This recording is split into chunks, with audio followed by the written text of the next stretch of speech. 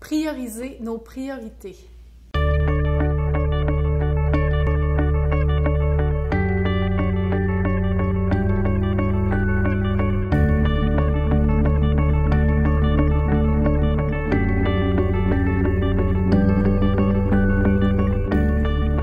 Je n'apprendrai rien à personne en disant que c'est important qu'on arrive à prioriser ce qui est important pour nous. Mais mon Dieu que c'est difficile d'arriver à le faire dans le quotidien parce qu'il y a tellement de choses qu'on fait passer avant ça. Hein? Les responsabilités, la famille, le travail, les besoins des autres. Très souvent, on fait passer les besoins des autres avant nos propres besoins. C'est effarant si on fait l'exercice suivant, on fait la liste de nos priorités, puis on regarde le pourcentage de temps qu'on accorde à ces priorités-là dans notre agenda. C'est un peu épeurant parce que très souvent, le résultat, c'est qu'il y a une infime partie de notre temps qui est accordée à ce qui nous tient le plus à cœur. Moi, quand je parle de ça, je ne peux pas m'empêcher de penser à une histoire qui est arrivée jusqu'à moi. Peut-être que certains la connaissent. C'est l'histoire d'un professeur qui a été engagé dans une classe pour adultes pour enseigner la gestion du temps.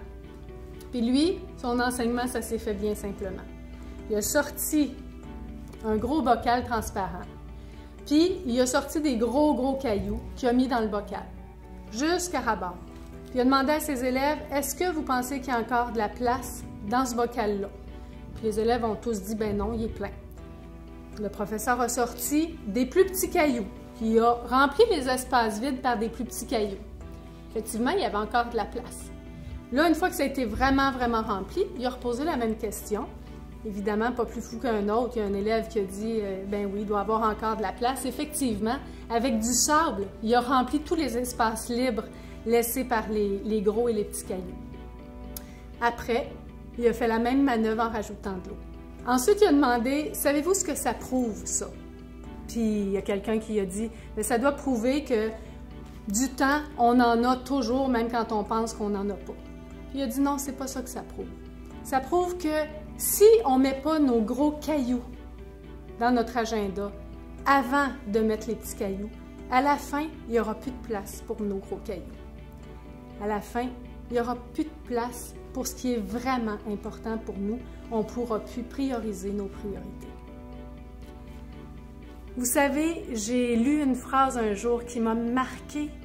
Ça disait « Ne vous endormez pas sur vos rêves, parce que vous risquez de vous faire réveiller par le bruit de quelqu'un qui est en train de réaliser le sien. » Je vous souhaite de jamais vous réveiller comme ça. Puis au contraire, de prendre des décisions maintenant pour changer les choses, puis aller au bout de ce qui est important pour vous.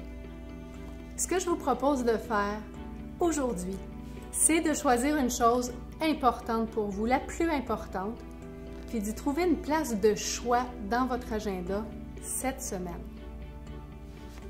Bonne semaine!